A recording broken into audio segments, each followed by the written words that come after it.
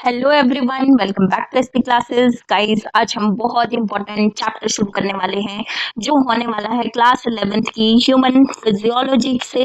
And इसमें जो मैं चैप्टर शुरू करूंगी वो होगा बॉडी फ्लूइड एंड सर्कुलेशन। ठीक है, आज हम बात करेंगे कुछ अपने बॉडी फ्लूइड्स के बारे में और कैसे ये हम आपकी बॉडी में सर्कुलेट करते हैं, इन सब के बारे में आज हम बात करेंगे। ठीक है, तो गाइस इस चैप्टर को शुरू करने से पहले देखो, मैं आपको बता दूं कि मैं ये चैप्टर कैसे कंटिन्यू करने वाली हूँ। सबसे पहले तो मैं आप लोगों को कंसेप्ट सिखा, ठीक है, देन इन कंसेप्ट को हम रिलेट करेंगे एनसीईआरटी से।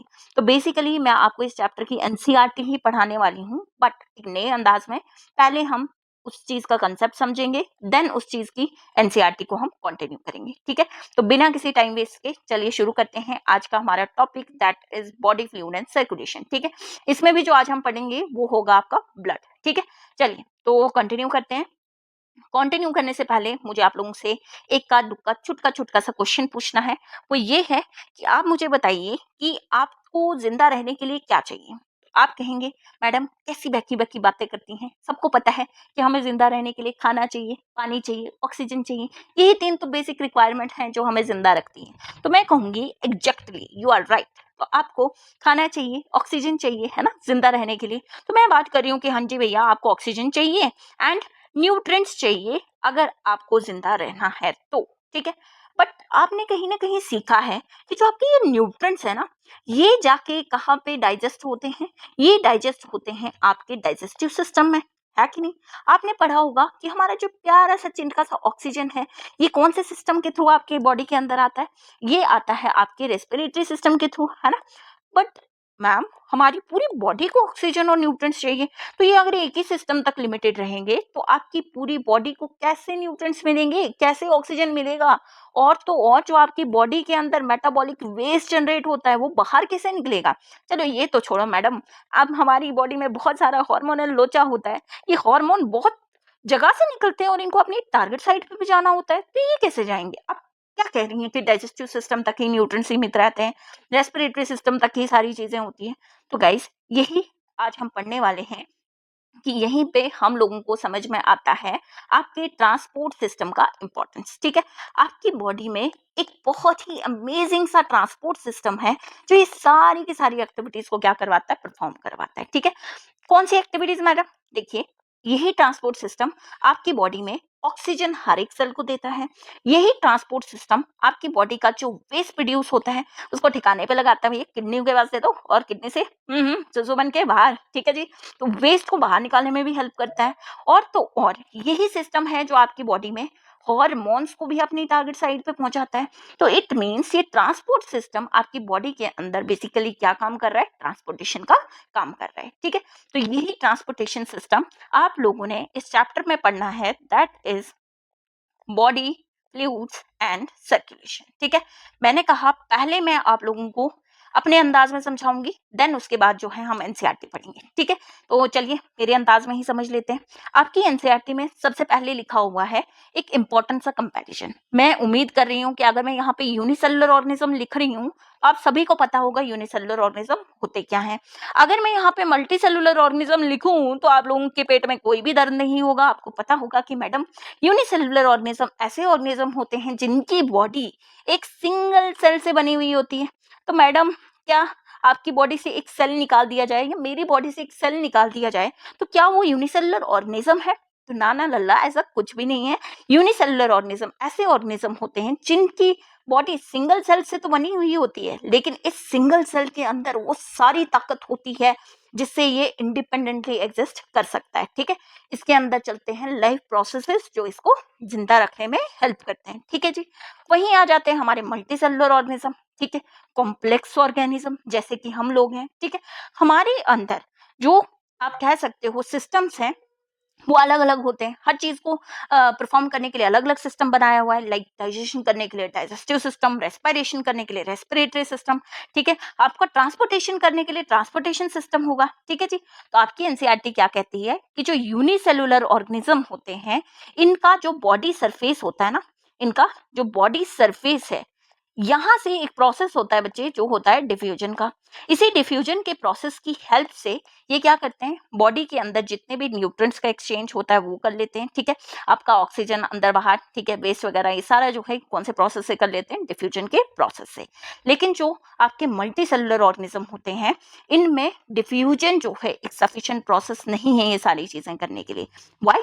क्योंकि जो डिफ्यूजन है ना, देखिए आपकी बॉडी जो है, ये सारे के सारे हमारी बॉडी के सेल्स एक्सटर्नल एनवायरनमेंट के कांटेक्ट में तो है नहीं, इसलिए आपकी बॉडी को क्या चाहिए होता है, एक स्पेशलाइज्ड ट्रांसपोर्ट सिस्टम चाहिए होता है, जिसके थ्रू ये क्या करती है, पूरी चीजों को बॉडी के अंदर ट्रांसपोर्ट करती है एंड बॉडी से बाहर निकालने में हेल्प करती है, ठीक है। तो इस चैप्टर में हमने यही सीखना है बच्चे कि ये फ्लूइड्स हैं क्या, ठीक है। ट्रांसपोर्टेशन सिस्टम अगर मैं आपको बताऊं, आपका जो ट्रांसपोर्टेशन सिस्टम है ये 3 चीजों से बना हुआ होता है। हमारे अंदर जो ट्रांसपोर्टेशन सिस्टम है, इस सिस्टम को बोला जाता है सर्कुलेटरी सिस्टम। क्या कहते हैं हम इस सिस्टम को? सर्कुलेटरी सिस्टम, ठीक है। और हमारा जो सर्कुलेटरी सिस्टम है, इसमें 3 कंपोनेंट्स होते हैं। एक होता है हमारा रक्त, लहू, खून, ठीक है।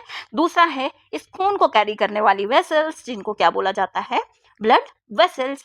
एंड थर्ड जो इंपॉर्टेंट कंपोनेंट है भैया, वो है हमारा प्यारा सा छोटू सा नन्ना सा हार्ट, ठीक है। तो ये तीनों चीजें जो है बहुत इंपॉर्टेंट है आपके सर्कुलेटरी सिस्टम की, ठीक है। ये मैं बात कर रही हूँ हमारे circulatory system, that is human circulatory system की, ठीक है। इस चैप्टर में आपने ह्यूमन सर्कुलेटरी, ह्यूमन फिजियोलॉजी ही पढ़ना है, तो मैं सिर्फ ह्यूमन की ही ज्यादा बात करूंगी, बाकी ऑर्गेनिजम्स को हम थोड़ा सा कम इंपॉर्टेंस देंगे, ठीक है जी। तो चलिए शुरू करें फिर। ओके, तो सबसे पहले आपके एनसीईआरटी में भी ब्लड से ही शुरू किया गया है, तो अब हम ब्लड को ही आगे कंटिन्यू करेंगे, ठीक है। ब्लड के बारे में जानेंगे कि ब्लड है क्या एंड आपकी बॉडी में ब्लड क्या काम करता है, ठीक है जी। तो तैयार हो जाओ, अपनी कुर्सी की पेटी बांध लो जी। चलो अब बिल्कुल एकदम सिट स्ट्रेट एंड सीखते हैं, ठीक है। अगर मैं बात करूं ब्लड की, तो what is blood? Madam ji blood is खून, ठीक है। एंड जो मैंने नस कटिंग उधर से जो लहू निकला, that is blood. No, blood is a fluid connective tissue. अब हम थोड़ा साइंटिस्ट बन जाएंगे एंड हम बोलेंगे कि ब्लड क्या है, एक फ्लूइड कनेक्टिव टिश्यू है, ठीक है। आप लोग 11वीं में पढ़ते हैं, आपने 9वीं क्लास में पढ़ा होगा कि कनेक्टिव टिश्यू क्या होता है, ठीक है।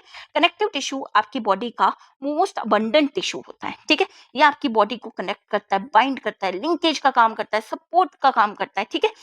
आपने कनेक्टिव टिश्यू में एक स्पेशलाइज्ड कनेक्टिव टिश्यू की बात की होगी, जो होता है आपका ब्लड, ठीक है। तो ब्लड जो है एक स्पेशलाइज्ड फ्लूइड कनेक्टिव टिश्यू है। मतलब ब्लड तो एक फ्लूइड है। फ्लूइड क्या होती है? ऐसी चीजें जिनके अंदर एबिलिटी होती है फ्लो करने की, ठीक है। फ्लूइड क्या होती है? ऐसी चीजें जिनके अंदर एबिलिटी होती है फ्लो करने की। तो क्या मैडम हमारा ब्लड फ्लो करता है? तो बिल्कुल करता है लल्ला, आपका ब्लड जो है बिल्कुल क्या करेगा, फ्लो करेगा, ठीक है। तो ब्लड क्या है, सबसे पहले आपको याद रखना है, it is a fluid connective tissue. आप 11वीं में हैं तो आपको इसका ओरिजिन भी याद रखना है। जो ब्लड का ओरिजिन होता है, ये कौन सी जर्म लेयर से ओरिजिनेट होता है? ये होता है मीजोडर्म से ओरिजिनेट, ठीक है। तो इसलिए हम इसको क्या बोलते हैं, इसका ओरिजिन कैसा है बच्चे, मीजोडर्म, ठीक है। एंड आपकी बॉडी का ये एक मेन सर्कुलेटिंग फ्लूइड है, ठीक है। It is a main circulating fluid in our body. तो हमारी बॉडी में एक मेन सर्कुलेटिंग फ्लूइड की तरह ये काम करता है। आपकी बॉडी में बाकी फ्लूइड्स भी होते हैं जो ब्लड से ही बने हुए होते हैं, ठीक है। ये भी सर्कुलेशन का काम करते हैं आपकी बॉडी में, बट जो मेन सर्कुलेटरी फ्लूइड आपकी बॉडी में बहता है उसको हम क्या कहते हैं, ब्लड। इसके अलावा मुझे पता है एक और फ्लूइड है आपकी बॉडी में जो बहता है, जिस फ्लूइड को हम क्या कहते हैं, लिम्फ। ये आप लोगों को पता होगा, ठीक है जी। चलिए, तो ब्लड और इसके बारे में थोड़ा आगे कंटिन्यू करते हैं। चलो, ब्लड लाल कलर का होता है तो लाल कलर ले लेते हैं।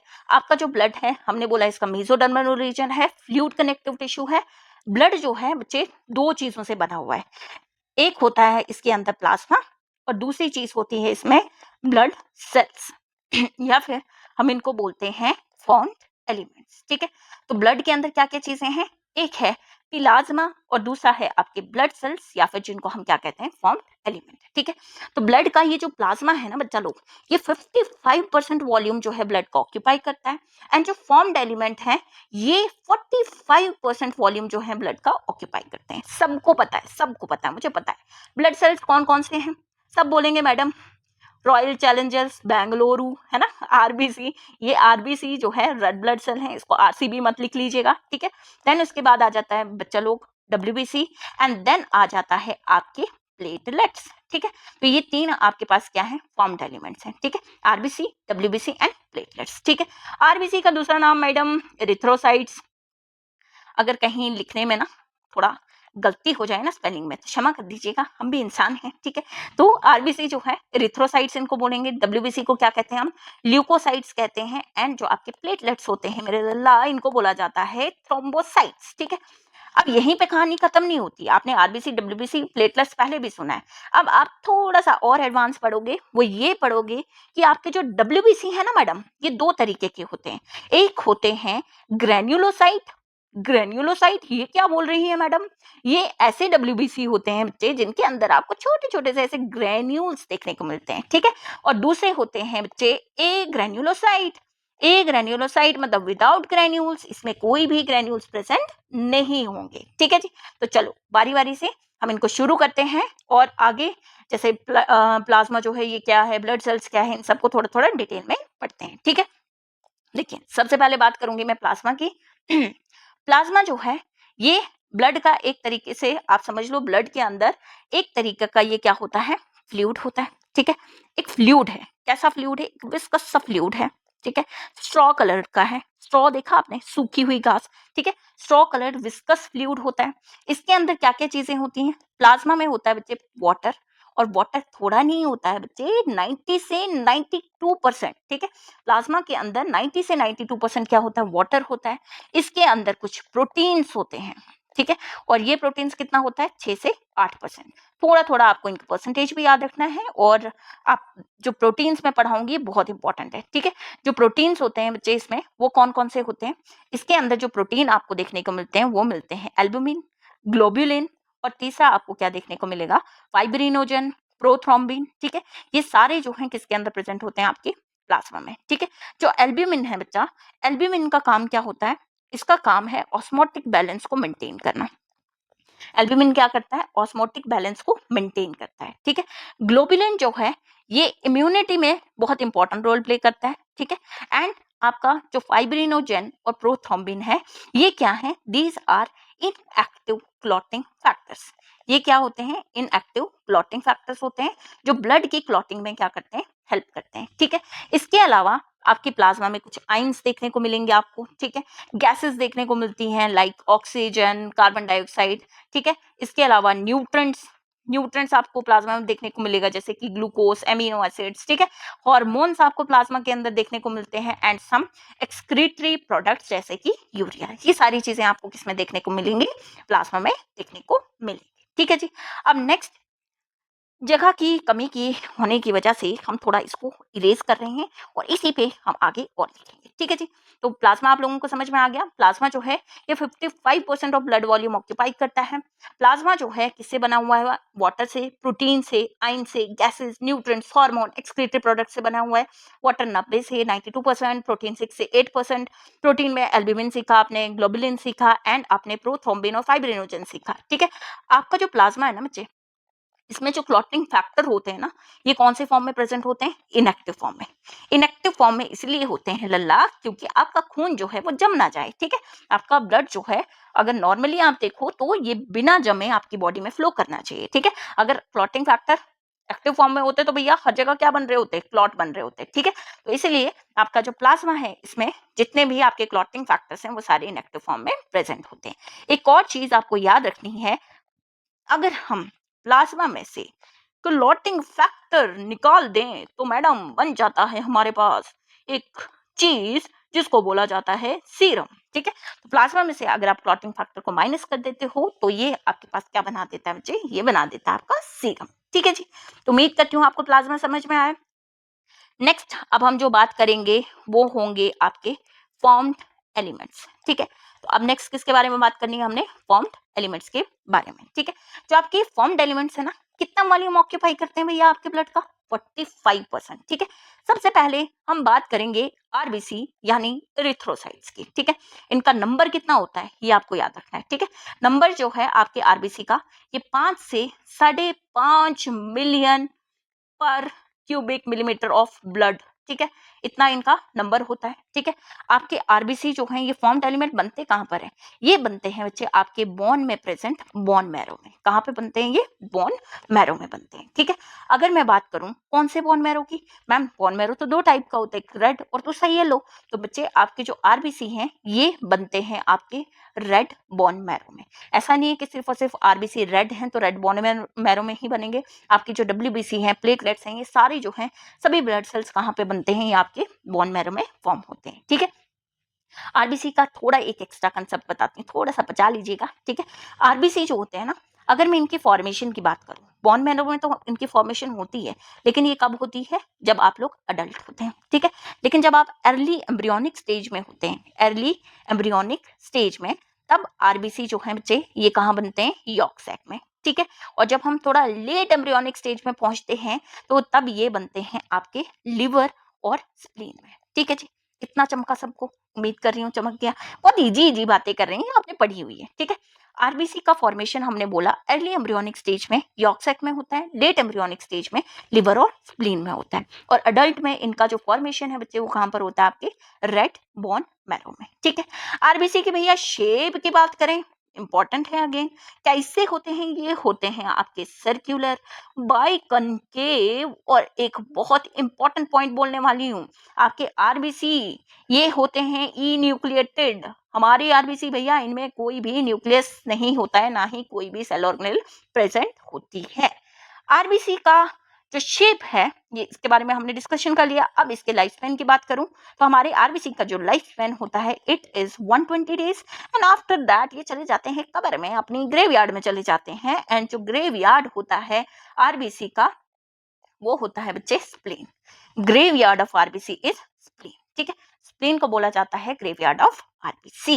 अब मोस्ट इंपॉर्टेंट आरबीसी का फंक्शन, अब नेक्स्ट चीज क्या है, आपके आरबीसी का फंक्शन। मैडम जल्दी से बताइए, आपके आरबीसी, हमारे आरबीसी क्या करते हैं, आरबीसी का काम होता है बच्चे ट्रांसपोर्ट ऑफ गैसेस। ये क्या करते हैं, गैसेस का ट्रांसपोर्ट करते हैं, ठीक है। ये ऑक्सीजन को तो ट्रांसपोर्ट करते ही करते हैं, साथ में कार्बन डाइऑक्साइड का भी ट्रांसपोर्ट करते हैं, ठीक है। आपको समझना है इस चीज को, जो आपकी गैसेस है ना, वो जैसे ऑक्सीजन, आपका जो 97% ऑक्सीजन है वो ट्रांसपोर्ट होता है आरबीसी से, एंड जो आपका कार्बन डाइऑक्साइड है ये भी 20 से 25% जो होता है आपका जो है किसके थ्रू ट्रांसपोर्ट होता है, आरबीसी से, ठीक है। किस फॉर्म में, देखो आरबीसी में हमने बोला ये रेड ब्लड सेल है, रेड कलर होता है इनमें। रेड कलर क्यों होता है, because of the presence of red pigment, जिस पिगमेंट को आप बोलते हो हीमोग्लोबिन। और ये हीमोग्लोबिन एक तरीके का रेस्पिरेटरी पिगमेंट है। रेस्पिरेटरी पिगमेंट क्यों, क्योंकि ये गैसेस का ट्रांसपोर्ट करता है और हेल्प करता है किसमें, रेस्पिरेशन में। अगर आपका हीमोग्लोबिन ऑक्सीजन के साथ बाउंड हो तो ये ऑक्सी हीमोग्लोबिन बनाता है, एंड आपकी जो ऑक्सीजन है वो 97% ट्रांसपोर्ट होती है in the form of oxy haemoglobin. और जब ये आपका हीमोग्लोबिन कार्बन डाइऑक्साइड के साथ बाइंड करता है तो ये बनाता है बच्चे कार्ब अमीनो हीमोग्लोबिन। क्या बनाता है, कार्ब अमीनो हीमोग्लोबिन बनाता है, ठीक है। और ये 20 से 25% जो है ट्रांसपोर्ट होता है in the form of carbon dioxide का जो ट्रांसपोर्ट होता है in the form of carb amino haemoglobin कितना होता है, 20 से 25%, ठीक है। तो आपको दिमाग में ये चीज रखनी है कि जो आपका आरबीसी है ये ऑक्सीजन का ट्रांसपोर्ट तो करवाता ही करवाता है, और साथ में किसका ट्रांसपोर्ट करवाता है बच्चे, कार्बन डाइऑक्साइड का, ठीक है। तो ये सारी बातें जो थी ये किसके बारे में की हमने, आरबीसी के बारे में। अगेन शॉर्टेज ऑफ पेज, हम इसको मिटा देंगे, एंड नेक्स्ट जो हमारा फॉर्म्ड एलिमेंट है इसके बारे में बात करेंगे। ट्रस्ट मी गाइस, अगर अभी आपने इतना सा आराम से पढ़ लिया तो आपको बिल्कुल भी दिक्कत नहीं आएगी एनसीईआरटी समझने में। यही एनसीईआरटी है, बस मैं एनसीईआरटी को थोड़ा जबानी समझा रही हूँ, फ्लेक्स कर रही हूँ भैया, मुझे याद है, ठीक है। नेक्स्ट जो कंपोनेंट है बच्चे वो कौन सा है, आपका ल्यूकोसाइट, दैट इज डब्ल्यूबीसी, ठीक है। अब हम बात करेंगे किसके बारे में, डब्ल्यूबीसी के बारे में। इनका नंबर मेरे लल्ला कितना होता है, इनका नंबर होता है 6000 से 8000 पर मिलीमीटर ऑफ ब्लड, ठीक है, क्यूबिक मिलीमीटर ऑफ ब्लड, इतना होता है, ठीक है। अगर इनका फॉर्मेशन देखें तो मैडम इनका भी फॉर्मेशन, अभी आपने बोला कि सारे ब्लड सेल्स तो हमारे बोन मैरो में बनते हैं, तो इनका भी फॉर्मेशन कहाँ पर होता है, आपके रेड बोन मैरो में, ठीक है। इतनी बात समझ में आ गई, फाइन। अब एक जो इम्पोर्टेंट चीज आपने अभी तक नहीं पढ़ी होगी वो पढ़नी है आपने, इसकी टाइप्स जो आपके WBC हैं। अच्छा, एक और चीज, ये व्हाइट हैं क्योंकि इनके पास मैडम हीमोग्लोबिन नहीं है, because of lack of haemoglobin, ठीक है। और आपके WBC को बोला जाता है सोल्जर्स ऑफ द बॉडी, या आपकी बॉडी को प्रोटेक्ट करते हैं against infection, against any diseases, ठीक है। तो इनको क्या बोलते हैं हम? सोल्जर्स ऑफ द बॉडी, ठीक है। WBC हमने पढ़ा कितने टाइप के हैं? 2 टाइप के। एक होते हैं बच्चे आपके ग्रेन्युलोसाइट और दूसरे कौन से होते हैं? ए ग्रेन्युलोसाइट, ठीक है। अब ग्रेन्युलोसाइट, ए ग्रेन्युलोसाइट, नाम से ही इनका पता चल रहा है। ग्रेन्युलोसाइट्स में क्या प्रेजेंट होगा बच्चे? ग्रेन्यूल्स प्रेजेंट होंगे। ए ग्रेन्युलोसाइट में ग्रेन्यूल्स जो है प्रेजेंट नहीं होंगे, ठीक है। आपको इनके नाम याद रखने हैं, कौन कौन से ग्रेन्युलोसाइट है, कौन कौन से ए ग्रेन्युलोसाइट है, ठीक है। ग्रेन्युलोसाइट में सबसे पहले आप जो याद रखोगे वो याद रखना आपको न्यूट्रोफिल्स, ठीक है। ग्रेन्युलोसाइट में पहला आ जाता है आपका न्यूट्रोफिल्स, दूसरा इओसिनोफिल्स, दूसरा क्या है आपका? Eosinophils, and third one is basophil, ठीक है। तीसरा कौन सा बच्चे? बेसोफिल। ये आपको याद रखने हैं। ये टाइप्स हैं आपके WBC की, एंड इनके अंदर ग्रेन्यूल्स आप देखोगे तो इसलिए हमने इनको ग्रेन्युलोसाइट की कैटेगरी में रखा हुआ है, न्यूट्रोफिल्स, इओसिनोफिल्स एंड बेसोफिल्स, ठीक है। एक ग्रेन्युलोसाइट में मेरे बच्चे आ जाता है मोनोसाइट्स एंड लिम्फोसाइट्स, ठीक है। मोनोसाइट्स आ जाते हैं एंड कौन से आ जाते हैं? लिम्फोसाइट्स, ठीक है। अब देखो, अगर मैं इनका कॉम्पोजिशन देखूं ना कि सबसे ज्यादा कौन से सेल्स होते हैं, ठीक है, सबसे ज्यादा जो टाइप होती है WBC की कौन सी होती है और सबसे कम कौन सी होती है, ये भी पेपर में पूछा जाता है। आपको ये याद रखने के लिए बच्चे एक निमोनिक याद रखना है, वो ये है कि नेवर लेट मंकीज ईट बनाना, ठीक है। भैया मंकी को बनाना खाना ही नहीं देना आपको, ठीक है। समझ में आ गया? नेवर लेट मंकीज ईट बनाना, ठीक है। नेवर से याद रखोगे न्यूट्रोफिल, लेट से याद रखोगे लिम्फोसाइट्स, एम से याद रखोगे मोनोसाइट्स, ई से याद रखोगे बच्चे इओसिनोफिल्स, एंड बी से याद रखोगे बेसोफिल्स, ठीक है। तो इसको आप इसी सीक्वेंस में याद रखना, ठीक है। तभी ये ट्रिक मैंने आपको बता दी, ठीक है। अब इनके काम क्या होते हैं, कैसा इनका न्यूक्लियस होता है, इंपॉर्टेंट है, उसके बारे में हम जानेंगे, ठीक है। चलिए, तो सबसे पहले हैं आपके neutrophils. First one is neutrophils, ठीक है। जो न्यूट्रोफिल्स होते हैं, जैसा कि मैंने आपको बोला मैक्सिमम होते हैं। कितने मैक्सिमम होते हैं मैडम? अब मैं जादू वाले पेन से लिखूंगी ताकि मिट जाए, ठीक है। जो न्यूट्रोफिल्स होते हैं बच्चे, ये होते हैं 60 से 65 मैक्सिमम। मैक्सिमम आपकी जो WBC है वो कौन से होते हैं? न्यूट्रोफिल्स होते हैं। अगर मैं इनको देखूं तो इनके अंदर मल्टी लोब्ड न्यूक्लियाई होता है, ठीक है। जो न्यूक्लियस होता है इसकी बहुत सारी लोब्स होती है ना, मल्टी लोब्ड होता है। कैसा होता है ये? मल्टी लोब, ऐसे एक लोब, 2 लोब, 3 लोब, 4 लोब, ठीक है। इस तरीके से ये क्या होता है? मल्टी लोब न्यूक्लियस होता है, ठीक है। इसीलिए इनका जो न्यूक्लियस होता है मल्टी लोब्ड होने की वजह से बच्चे इनको बोला जाता है, अब इसको मैं इंपॉर्टेंट है तो ऐसे लिख लेती हूँ, रुक जाओ जी, इसे लिख लेती हूँ, इसको बोलते हैं polymorphonuclear leukocyte. Polymorphonuclear leukocytes कहते हैं इनको, ठीक है। इनका फॉर्मेशन कहाँ होगा? ऑब्वियसली बात है मैडम, रेड बोन मैरो में ही होगा। एंड इनका जो काम होता है उसको याद रखना है आपको। इनका काम होता है जी फैगोसाइटोसिस करना। फैगोसाइटोसिस क्या होता है मैडम? फैगोसाइटोसिस तो सेल ईटिंग होता है, जिसमें सेल जो है वो चीजों को खा जाता है। तो बिल्कुल सही बोल रहे हैं आप। फैगोसाइटोसिस बच्चे एक ऐसा प्रोसेस होता है जिसमें आपका जो सेल होता है वो फॉरेन एजेंट्स को खा लेता है, इनगल्फ कर लेता है और उनको क्या कर लेता है? डिस्ट्रॉय कर लेता है। तो आपके जो न्यूट्रोफिल्स हैं ये क्या करते हैं? फैगोसाइटोसिस करते हैं। दूसरे जो सेल्स हैं वो कौन से हैं आपके? इओसिनोफिल्स। ये कितने होते हैं? 2 से 3% होते हैं। और आपको पता है, यू यू मैं तब से कर रही हूँ, ठीक है। यू से याद रखना कि जो इओसिनोफिल्स होते हैं इनका जो न्यूक्लियस होता है ना वो कैसा होता है? हेडफोन शेप, ठीक है। हेडफोन शेप इस तरीके का न्यूक्लियस होता है, ठीक है। या फिर इनका जो आप देख सकते हो हॉर्सशू, हॉर्सशू भी ऐसा होता है, ठीक है। तो हेडफोन या हॉर्सशू शेप होता है। इनके फॉर्मेशन भी ऑब्वियसली बोन मैरो में होगी। आपको याद रखना है जो आपके इओसिनोफिल्स हैं ये एलर्जिक रिस्पॉन्स में बहुत इंपॉर्टेंट रोल प्ले करते हैं। नेक्स्ट आ जाते हैं आपके बेसोफिल्स। बेसोफिल इन्वॉल्व होते हैं इन्फ्लेमेशन में। ये क्या करवाते हैं आपकी बॉडी के अंदर? इन्फ्लेमेशन। इसका जो न्यूक्लियस होता है बच्चे वो ऐसे होता है, एस शेप। कैसा न्यूक्लियस होता है इनका? एस शेप न्यूक्लियस होता है। और सबसे लीस्ट होते हैं, कितने होते हैं ये? 0.5 से 1%। सबसे कम जो होते हैं वो आपके कौन से होते हैं? बेसोफिल। नेक्स्ट आ जाते हैं आपके ए ग्रेन्युलोसाइट। अगली है ए ग्रेन्युलोसाइट, जिनमें मोनोसाइट्स और लिम्फोसाइट्स आते हैं। तो मोनोसाइट्स में आपने बच्चे याद रखना है, monocytes are the largest WBC, ये लार्जेस्ट डब्ल्यूबीसी होते हैं। इनके अंदर जो न्यूक्लियस होता है वो कैसा होता है आपका, किडनी बीन शेप या फिर आप इसको बोल सकते हो हॉर्सशू शेप होता है, ठीक है। एंड जो आपके मोनोसाइट्स हैं कितने होते हैं, 6 to 8%। इनका फॉर्मेशन भी बोन मैरो में होगा और ये भी क्या करते हैं, फैगोसाइटोसिस करते हैं। मुझे बताओ, देखो दो सेल्स आपने फैगोसाइटोसिस वाले पढ़े, एक मोनोसाइट और दूसरा न्यूट्रोफिल्स पढ़ा, लेकिन आपने डिफरेंस क्या याद रखना है, neutrophils are granulocytes and monocyte जो आपके मोनोसाइट्स हैं दीज आर ए ग्रेन्युलोसाइट्स, ठीक है। नेक्स्ट आ जाते हैं लिम्फोसाइट्स। आप सभी ने सुना होगा बी लिम्फोसाइट, टी लिम्फोसाइट्स, ठीक है।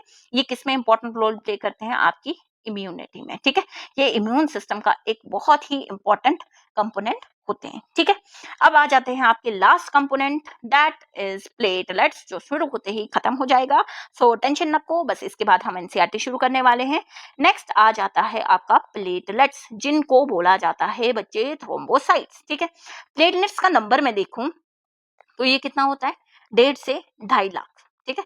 कितना होगा ये, 1.5 से 2.5 लाख पर क्यूबिक मिलीमीटर ऑफ ब्लड में, ठीक है। एंड इनका फॉर्मेशन भी मैडम कहाँ होगा, बोन मैरो में ही होगा, ठीक है। देखिए बोन मैरो आपकी बोन में प्रेजेंट होता है, ठीक है, इस वाली साइड, ठीक है। ये बोन का एपिफाइसिस वाला पार्ट होता है, यहाँ पे प्रेजेंट होता है आपका बोन मैरो, ठीक है। इसमें प्रेजेंट होते हैं कुछ स्टेम सेल्स। इन स्टेम सेल में एक स्टेम सेल होता है आपका मेगा कैरियोसाइट्स, ठीक है, मेगा कैरियोसाइट, ठीक है। और ये मेगा कैरियोसाइट ऐसे होता है, मतलब इसके अंदर बहुत बड़ा सा न्यूक्लियस होता है। एंड ये सेल जब डिवाइड करता है आगे, सॉरी इसके क्या हो जाते हैं, फ्रेगमेंट्स हो जाते हैं, ठीक है। एंड ये फ्रेगमेंट्स जो हैं आगे फिर क्या कहलाते हैं, ये ही कहलाते हैं आपके प्लेटलेट्स, ठीक है। तो मेगा कैरियोसाइट से कुछ फ्रेगमेंट्स हुए जिनको हम सेलुलर फ्रेगमेंट्स या फिर हम इनको क्या कहते हैं, प्लेटलेट्स कहते हैं, ठीक है।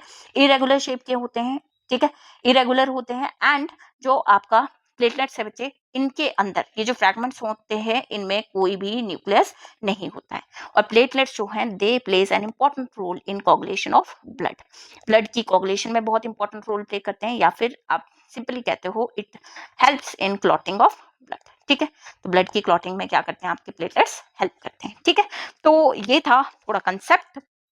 अब हम पढ़ेंगे इस चैप्टर का एनसीईआरटी, ठीक है। जितना मैंने आपको पढ़ाया उतनी एनसीईआरटी आज हम रीड करेंगे, ठीक है।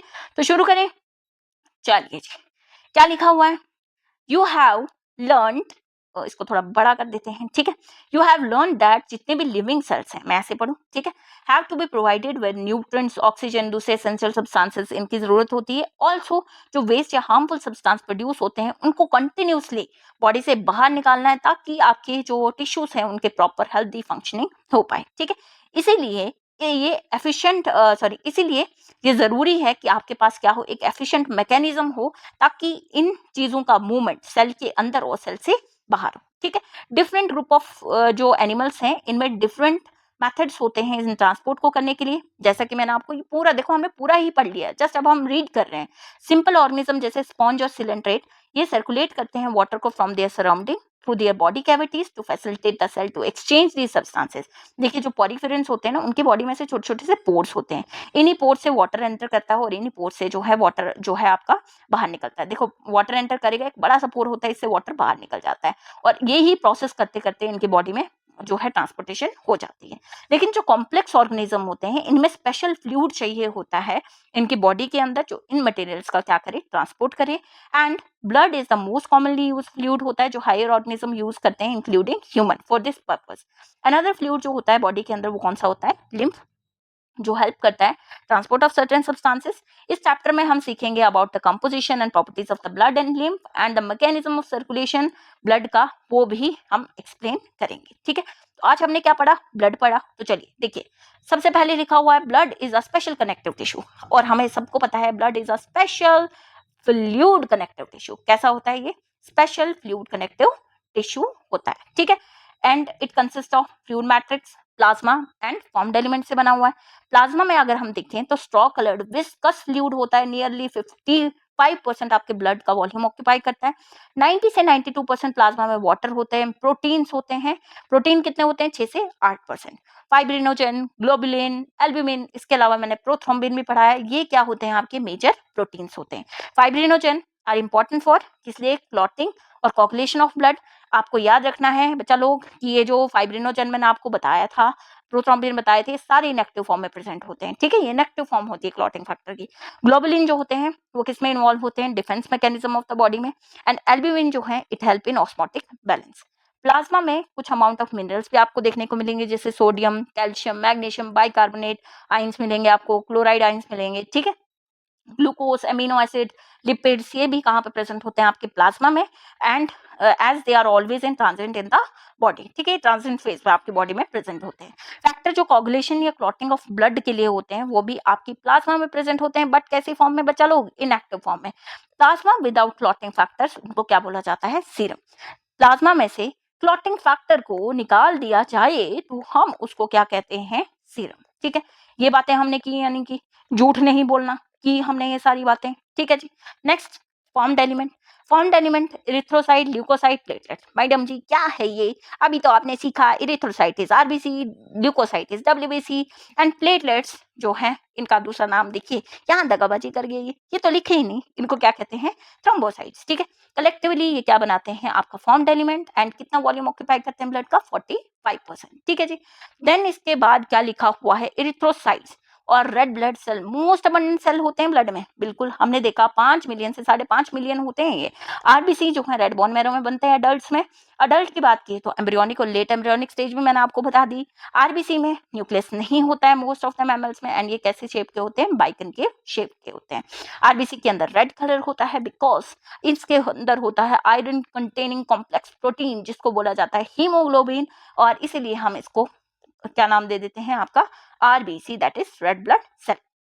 ओके, एक और एडिशनल चीज आपको याद रखना है, जो हमारा एक हेल्दी इंडिविजुअल है इसमें कितना एचबी होता है, 12 से 16 ग्राम जो है वो एचपी जो है एवरी 100 ml ऑफ ब्लड में प्रेजेंट होता है, ठीक है।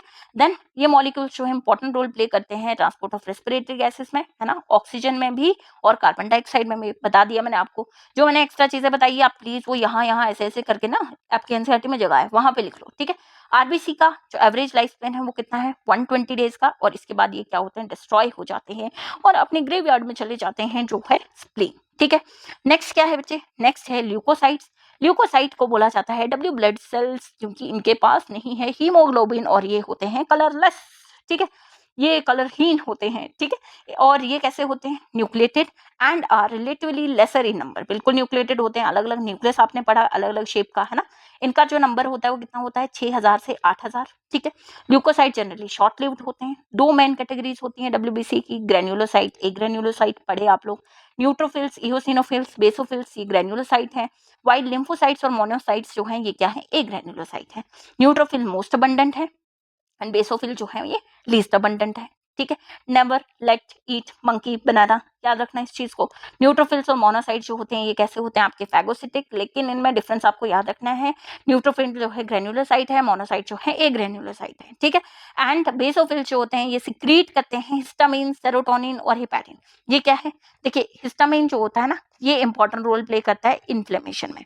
सेरोटोनिन जो होता है एक वैसो कंस्ट्रक्टर होता है, ये क्या करता है आपकी ब्लड वेसल्स को ना कंस्ट्रक्ट कर लेता है। जैसे अगर आपका ये ब्लड वेसल है, इसका डायमीटर इतना है तो ये इसको कितना कर देता है, इतना ऐसे कम कर देता है, ठीक है। तो इसको हम बोलते हैं वैसोकंस्ट्रिक्टर। और हिपैरिन जो होता है बच्चे ये होता है एक नेचुरल एंटीकोगुलेंट, ठीक है। जो आपका हिपैरिन है इट इज नेचुरल एंटीकोगुलेंट, ठीक है, एंटीकोगुलेंट होता है। एंड बेसोफिल्स को देखते हैं तो मेनली किसमें इन्वॉल्व होते हैं आपके इन्फ्लेमेटरी रिएक्शन में। इओसिनोफिल्स 2 से 3% होते हैं, ये इन्फेक्शन को रेजिस्ट करते हैं एंड ये किसके साथ एसोसिएटेड होते हैं, एलर्जिक रिएक्शन के साथ। लिम्फोसाइट्स 20 से 25%, दो मेजर टाइप के होते हैं बी और टी, और दोनों इंपॉर्टेंट रोल प्ले करते हैं इम्यून रिस्पॉन्स में। नेक्स्ट आ जाता है बच्चा लोग प्लेटलेट्स, इनको थ्रोम्बोसाइट्स बोला जाता है, और ये सेल फ्रेगमेंट्स होते हैं जो कहाँ से बनते हैं, मेगा कैरियोसाइट से। और ये मेगा कैरियोसाइट्स क्या होते हैं, स्पेशल स्टेम सेल्स होते हैं जो आपकी बोन मैरो में प्रेजेंट होते हैं। ब्लड नॉर्मली कंटेन 1.5 लाख से 3.5 लाख प्लेटलेट्स होते हैं, ठीक है। प्लेटलेट्स जो हैं बहुत सारे सब्सटेंस को रिलीज करते हैं जो हेल्प करते हैं कोगुलेशन और क्लॉटिंग ऑफ ब्लड में। इनका नंबर अगर रिडक्शन हो जाए बच्चा, तो इससे क्या हो जाता है, क्लॉटिंग डिसऑर्डर हो जाते हैं, जिसकी वजह से आपकी बॉडी से बहुत सारा खून जो है वो बाहर बह सकता है, ठीक है। देखो छोटी मोटी चोट हो ना तो आपके प्लेटलेट्स काम कर लेते हैं। अब तुम लोग बोलोगे मैडम आपने तो पढ़ाया, मैं एक नस काट देता हूँ अपनी, है ना, पूरी बाजू कट गई है, नस कट गई है, तो आप बोल रहे तो प्लेटलेट्स तो काम कर लेंगे, आप रुकोगे कि प्लेटलेट्स जो है, हाँ मेरे अंदर तो नेचुरली सिस्टम चल रहा है, क्यों जाना है भैया डॉक्टर के पास, क्यों पैसा खर्चना है, आराम से नेचुरली होता रहेगा क्लॉटिंग, ठीक है। तो ऐसा मत करना, ठीक है। पता चला जान मान चली गई और हमारे मत्थे लगा दिया, ठीक है, ये नहीं करना होता आपको। अगर किसी ने गलती से नस काट दी है भैया, ऐसा तो करना नहीं होता है, बट अगर किसी को ज्यादा चोट लग जाती है तो उस केस में प्लेटलेट जो है वो हेल्प तो करेंगे, देखिए प्लेटलेट्स जो है ये क्लॉटिंग में हेल्प करेंगे, बट इट टेक्स टाइम, ठीक है, टाइम लेते हैं। और तब तक आपको पता ही है आपका ब्लड सारी बॉडी से निकल जाएगा, तो प्लेटलेट्स मतलब क्या करेंगे प्लेटलेट्स, किसको जमाएंगे, क्या क्लॉटिंग करेंगे, खून बाहर हो गया तो तुम लोग जिंदा रह पाओगे, जीवित नहीं रह पाओगे, ठीक है जी। तो ये था आज का हमारा पूरा का पूरा लेक्चर। उम्मीद करती हूँ गाइज आप लोगों को मजा आया होगा, क्योंकि मुझे तो बहुत मजा आया। आप प्लीज इन वीडियो लेक्चर्स को देखिए एंड ट्रस्ट मी, आपको नहीं लगेगा कि आपका टाइम वेस्ट हुआ, एंड बहुत ही इंटरेस्टिंग था यार, बहुत अच्छे से पढ़ लिया हमने, ठीक है। सो इतना पेशेंस रखने के लिए देखो, अब मैं मोटिवेशन देने वाली थी ना, एकदम से गायब हो गया, नहीं दूंगी भैया motivation. Thank you for listening, thank you बच्चा लोग, ठीक है। पढ़ते रहिए, मुस्कुराते रहिए, छोटू सा जीवन है, हंसते खेलिए और पढ़ते रहिए भैया, डिप्रेशन नहीं लेना का, ठीक है। चिल्ल मारो, जीवन में क्या करना है, चिल्ल मारना है, ठीक है। So stay connected with SP classes, जल्दी मैं आपके लिए दूसरा लेक्चर लेकर आऊंगी इसी चैप्टर का। Thank you so much guys, till then take care, bye bye, good bye.